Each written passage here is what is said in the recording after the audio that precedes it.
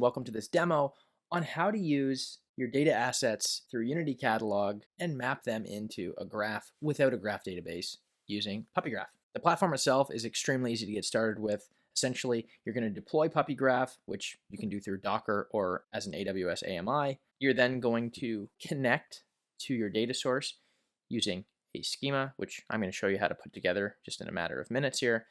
And then lastly, you can actually get to querying. So you can start doing graph analysis on that data that you're accessing and managing through Unity Catalog. So to get started, we can come to the docs.puppygraph.com site, come over to getting started. And if you want to launch us through AWS Marketplace, you can do that here.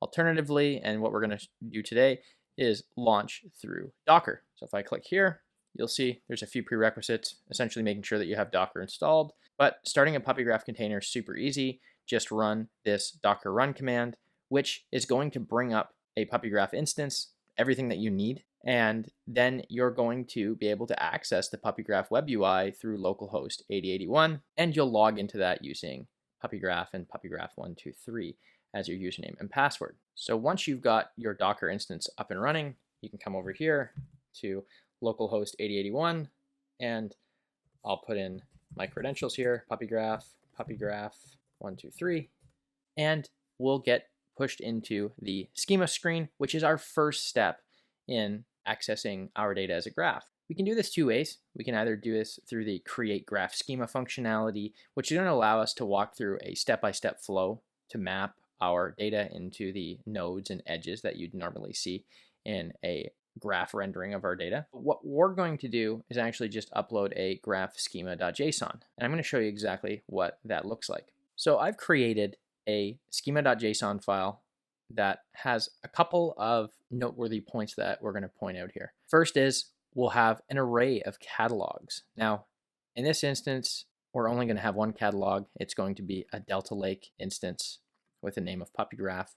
And you'll see that we have some metastore information here, including our host and token and some other applicable details that we're going to need, including our Databricks catalog name, since we're running this Unity catalog instance in Databricks. And then you'll also see storage, which we're actually going to use S3 in this example. And you'd see stuff like access key or secret key. I, of course, have these removed from this particular schema, but when I upload this to PuppyGraph, I will have these plugged in with my correct details. You'll also see that we have vertices and edges. So these are going to be our nodes in the graph.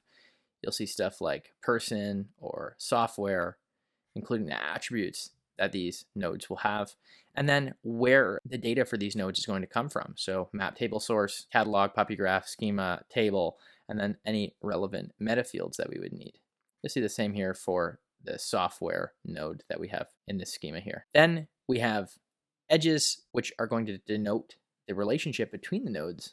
And here we have stuff like created, and this relationship is to and from a person to a specific software node. You can see some attributes here as well as the mapped table source like we saw in our nodes. So again, this is a very, very simple schema, but we'll keep things simple for this demo just to show you the inner workings of how all of this stuff kind of fits together. So if I come back over to my PuppyGraph instance, back on the schema screen is either choose the file through the file selector here, or you can just drop the file directly in, and I'm going to drop that in since I already have it up in Finder, and then I will click upload. Once the schema has been uploaded, we're going to be able to see a visualization of what the schema looks like. So we can see here our software node and our person node and our created edge, as well as our nose edge. So overall, based on our schema, we've got two nodes, two edges. If I click on these, I can see the data source and the name and the age, which are the two properties that we had defined in the schema. Same thing for our created edge, as well as our nose edge as well. These are really the two main steps that we have in order to begin querying. So at this point, we can actually start to explore this data as a graph. I'm going to come over to dashboard first, and we'll be able to see here that we've got 6 vertexes or nodes, and we've got 6 edges. And we can see a couple other tiles in here, such as vertex labels, graph samples, which just is a sample visualization, and we can also see a table here which shows all of our vertexes. So we can see here that we have an ID, as well as the label for that specific vertex or node, and then the name and language or the age, depending on the actual properties of these nodes themselves. Now, these dashboards can be great for keeping queries or visualizations that you want to continually reference, especially for folks that are less graph capable. It's a great way to just get everything boxed up and really easy to access. If we wanted to add a new tile, we can click the plus here, which is going to allow us to add one, or we can reset everything back to default, which we are in the default state currently. From here, what I'll do is I'll come over to query, and we can use gremlin queries. We can also do things through gremlin console. The gremlin query is going to allow us to see queries plus the corresponding visualization. We can also use the Cipher console to run Cipher queries, and we can also run stuff in Graph Notebook as well. I'm going to focus mostly on this gremlin query screen for this demonstration, just because it tends to be the best visual representation of the data coming back. So here, I'm going to run a simple query, and you can see the corresponding graph visualization over here. Now, you'll also be able to see the results in a text form as well as a raw JSON form as well. But the cool part about this here is it's going to allow us to explore each of these from a visual perspective as well. So we can see that these three people, and if I click on one, I'll be able to see more details. So this is Marco, he's age 29. He knows about us, who is 27. And we can also see some relations here. If we spread this out a little bit here, we can see that Marco also knows Josh, who's 32. And we can start to look at some of the relationships here. So we can see that both Josh and Marco both use LOP and the language, or LOP, and the language is Java.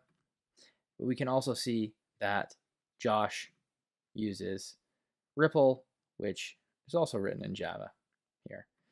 As I'm clicking on these, you can actually see the corresponding queries. Now, if we wanted to explore this just from a visualization perspective, we can also just click Visualize here, click Start, and this is going to load up our data.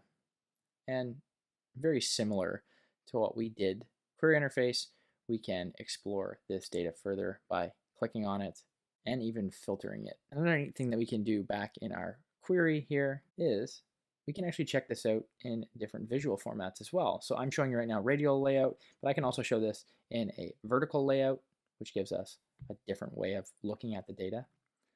I can also put it in force layout as well, which might allow us to see certain relationships more easily. Now, if we right click and do query and view properties, I can see that it will run the corresponding query with this .element map and show me the ID, the label, the name, and the age of this specific node or person. Now, if I right click not on a node, but just on the background, I can also do prefetch props and enable search. Here, I could do stuff like look at name equal to Marco, and it's going to highlight the node that contains this specific property and also highlight the edges, incoming and outgoing, that are associated with this specific node. And we can do this for any property within the graph. So this is a great way to, especially if you have a lot of data, to quickly search for specific properties within the graph and explore it visually. Now, this is only touching the surface of what PuppyGraph is capable of doing. To find out more about PuppyGraph and how PuppyGraph can work with Unity Catalog, you can go to puppygraph.com or explore further in our docs.